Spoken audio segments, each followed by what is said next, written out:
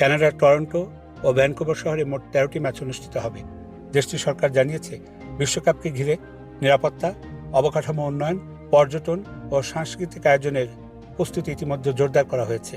শুরু হয়ে গেল বিশ্বের সবচেয়ে আনন্দপূর্ণ আয়োজন ফিফা ফুটবল বিশ্বকাপ 2026। নির্মাণে নাম্বার 1 শাহ সিমেন্ট। 3টি আয়োজক দেশের মধ্যে কানাডাও একটি। আমার এই এডমন্টন শহরের দুপাশে 2টি শহর টরন্টো এবং ভ্যানকুভার, এই 2 জায়গায় 13টি ম্যাচ অনুষ্ঠিত হবে মোট 104টি ম্যাচের মধ্যে।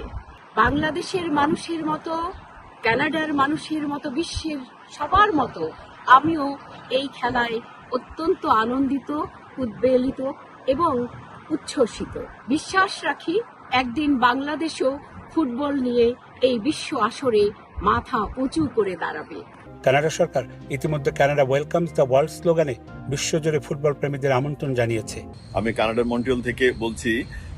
আমাদের শহরে যদিও বিশ্বকাপের কোনো খেলা নেই, তারপরেও পুরো বিশ্বের মতোই এই মন্ট্রিয়লে বেশ উন্মাদনা রয়েছে বিশ্বকাপ ফুটবল নিয়ে।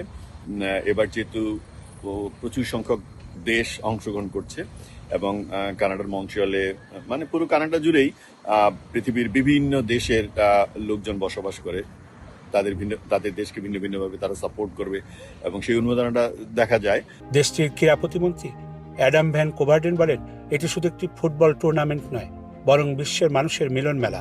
আমরা খুবই এক্সাইটেড বাংলাদেশিরা যে ভ্যানকুভারে ফিফা ওয়ার্ল্ড কাপের অনেকগুলা ম্যাচ অনুষ্ঠিত হতে যাচ্ছে।